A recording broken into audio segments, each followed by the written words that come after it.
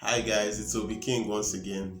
Now many of you might have heard the story where Drake was having with a girl. Wait, can I say on YouTube? Many of you might have heard the story where Drake was having relations with a girl, then he moved into the bathroom and put in some hot sauce into the Wait, can I say on YouTube? He put some hot sauce into the to right? Wait, can I say on YouTube? He put some hot sauce into the to some moments later, the lady that he was having relations with consensually went into the bathroom under the guise of using the bathroom and tried to inseminate herself with Drake's. Obviously, that didn't end very well for her, so she ended up filing a lawsuit against Drake. Now, many of you might be asking yourselves, why would she be filing a lawsuit against Drake? What did Drake do wrong? What reason would she be filing a lawsuit against him for? And the answer is very simple: damages. Okay, this story was very crazy to me, but inspired me to look into other crazy lawsuits that have been filed against rappers over the years, and we're going to look into them right now. OB Keeng to ease no eye, coming out with the music to ease your mind. Okay, so why this whole Drake relationship tape thing is important to all of us is to understand the plight of entertainers when it comes to this sort of thing. The whole relationship tape thing is kind of making waves at the moment in the cultural space. I heard Oxlade has a tape out now. I haven't seen the tape yet. Well, okay, that's a lie. I've seen the tape many times. So many entertainers have fallen into the trap of getting lawsuits for many frivolous allegations. Drake is not the only rapper that has been alleged of doing similar things in the bedroom.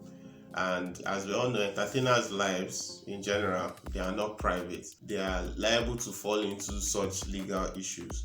And the more I read, the more I understood that, look, these issues really need to be avoided. Let me kind of put all of this into perspective. You're an aspiring entertainer or rapper in this instance, and you are signed to a major record label. Now, your identity is signed over to this label in a contract for a specific amount of time. The issue now is whatever you do, even outside of the contractual obligations, which is like the music, right?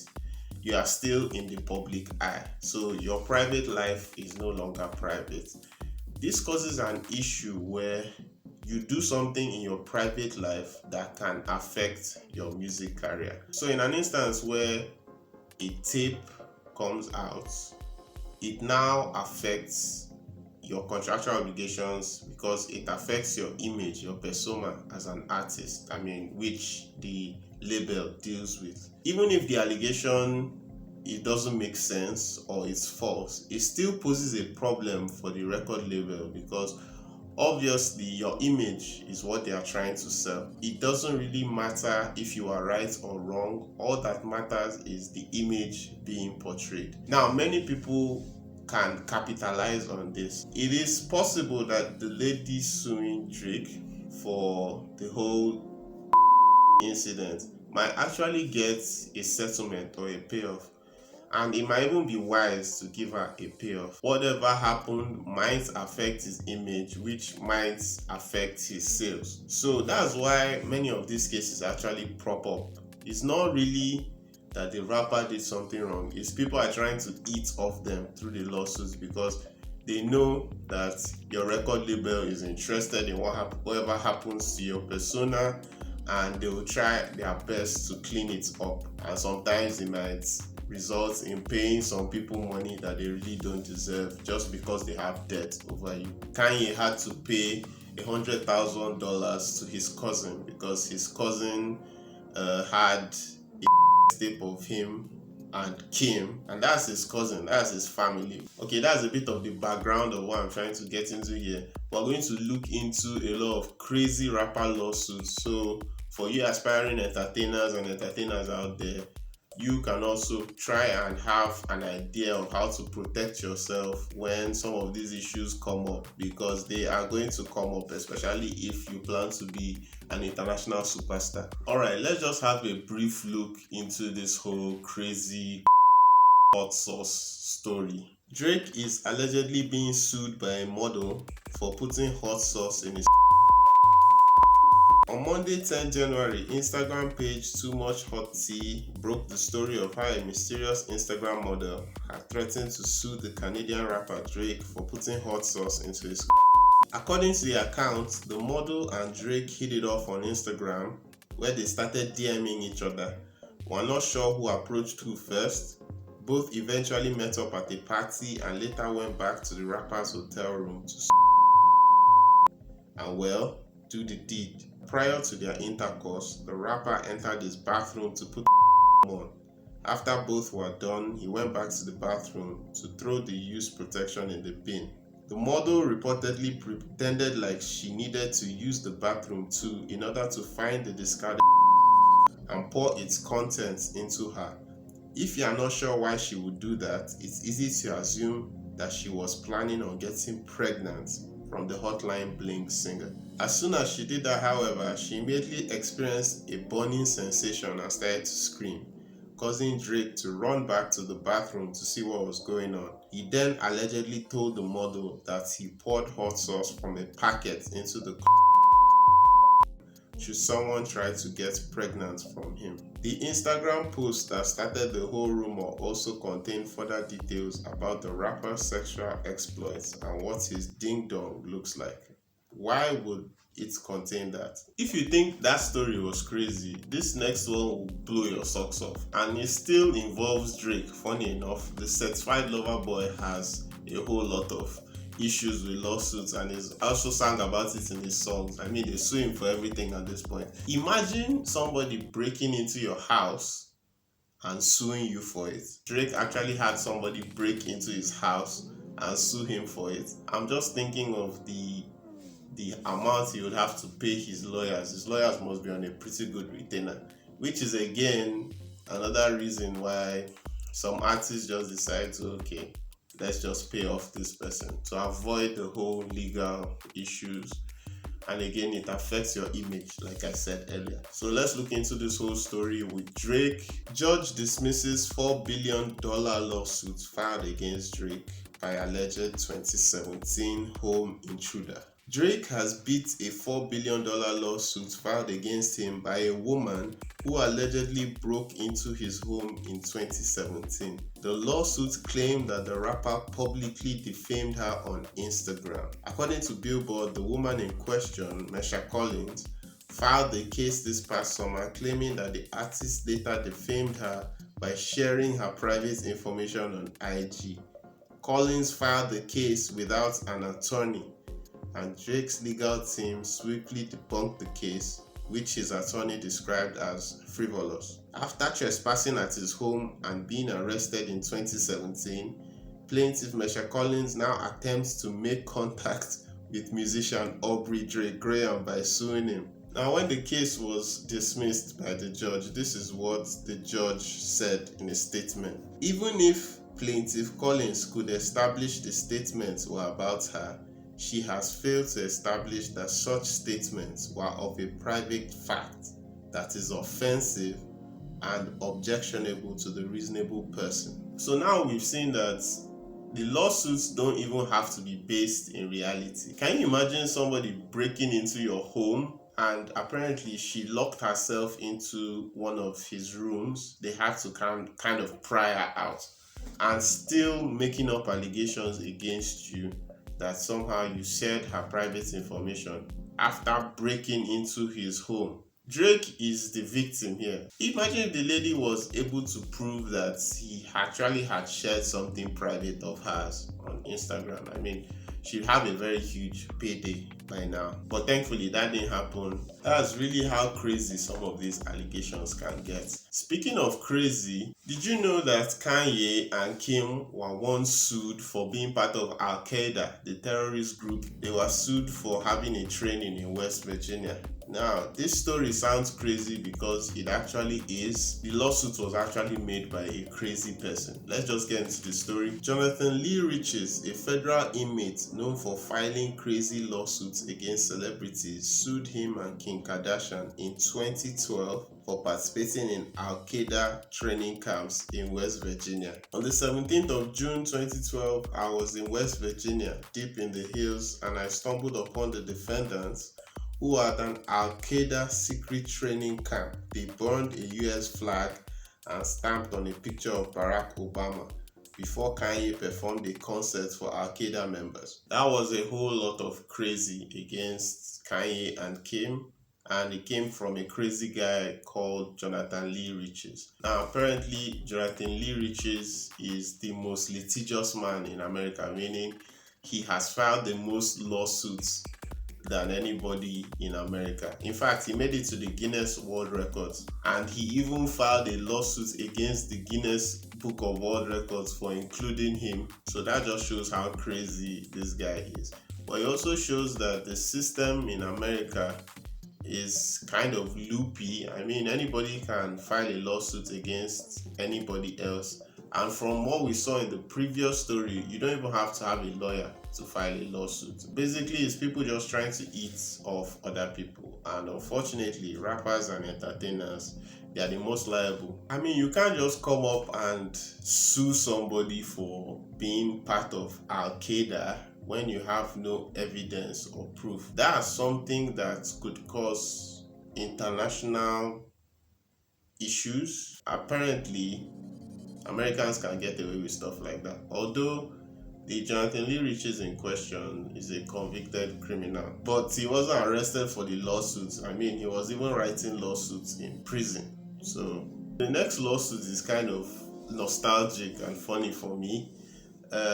Remember when Jay-Z used to do this?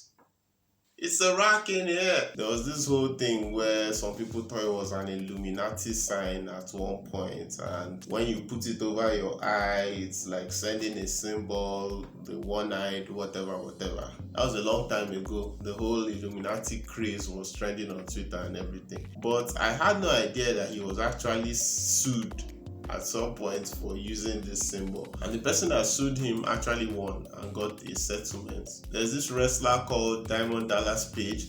At the time, I didn't know who Diamond Dallas Page was, but now I'm more attuned with wrestling law. I know that the guy is a very popular wrestler, and now he does DDP yoga. Diamond Dallas Page had actually copyrighted this sign. I don't know if Jay-Z didn't know about it, or Jay-Z thought probably it wasn't an issue. I mean, how can somebody get sued just for doing their hand like this? There's even a slight difference. Diamond Dallas Page was like this, and Jay-Z was kind of like this. At the end of the day, Diamond Dallas Page sued Jay-Z and he won. Let's look into that article for a bit. Jay-Z paid royalties to Diamond Dallas Page for hand gesture. Those of you familiar with DDP will know how savvy a businessman he is. As it turns out, he had the diamond-like hand gesture copyrighted. As soon as the former WCW champion got wind of Jay-Z using his diamond cutter hand gesture, he threatened the rapper with legal action.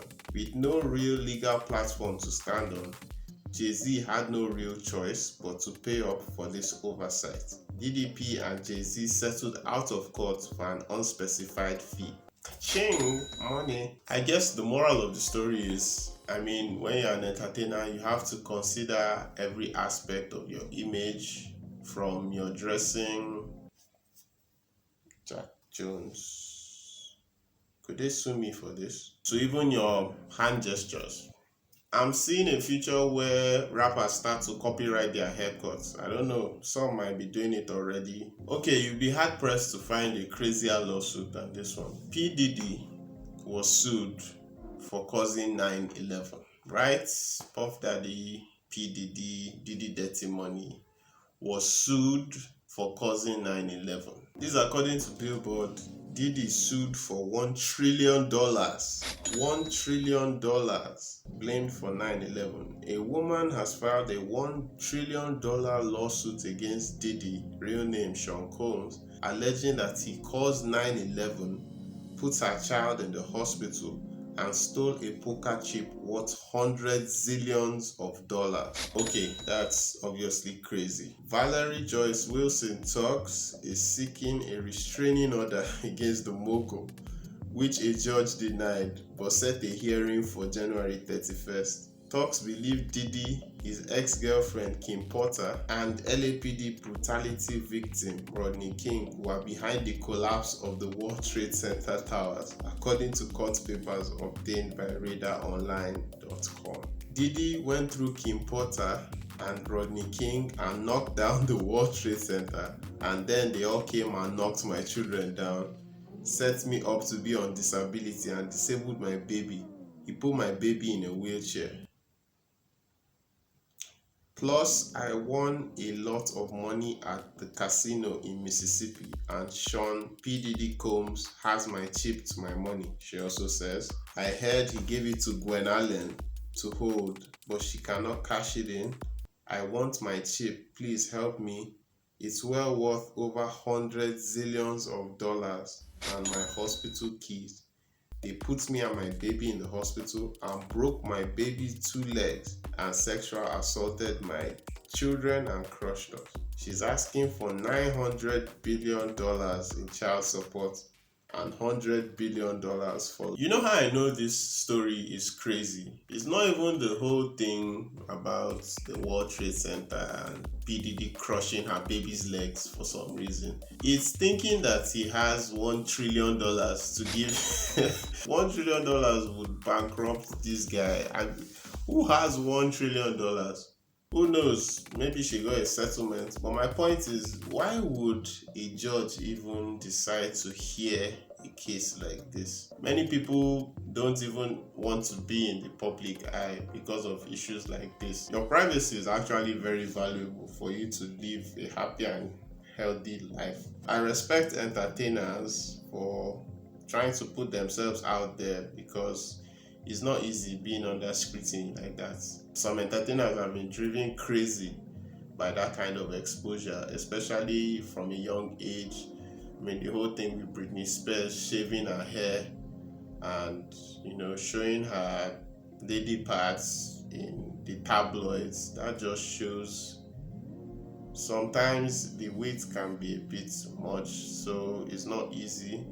I mean, as an entertainer, a famous one, everybody wants to have a picture with you, people want autographs, people are looking to sue you, take advantage of you. Okay, the next crazy rapper lawsuit on my list is an artist that I believe started the whole lawsuit culture, at least from my childhood, Eminem. I was such a big Eminem fan growing up. I still am in many ways. His lawsuits have been some of the craziest I've ever read, and funniest too. I mean, dude was sued by his own mother for $10 million, and he even put it in a song, and even put the name of a lawyer in the song and insulted the lawyer. It was quite funny. I actually remember the song from those days, but until I researched it, I really didn't know the details of the lawsuit, so it made it even funnier to discover. I'm just Marshall Mathers. I'm just a regular guy, I don't know why all the fuss about me. Bitch, mom sued me for $10 million. She must want $1 for every pill I've been stealing. Well, where you think I picked up the habit? All I had to do was go in the room and lift up a mattress. And I love that song. Let's get into the story a little bit. Eminem's mother sued him for $10 million in Michigan courts, alleging that he slandered her as a drug addict in his lyrics on the Slim Shady LP. Eminem was also sued by his aunt and uncle because he kind of promised them that he would give them money for a house. He actually gave them some portion of that money, but they sued him when the money started to dry up, I guess. So just a couple of deadbeat relatives trying to leech off the newly popular Eminem, and Eminem wasn't having it. Eminem's uncle and aunt, Jack and Betty Smith, sued him in Michigan, claiming that he promised them $350,000 for a house plus maintenance allowances, but that he kept the house and tried to evict them.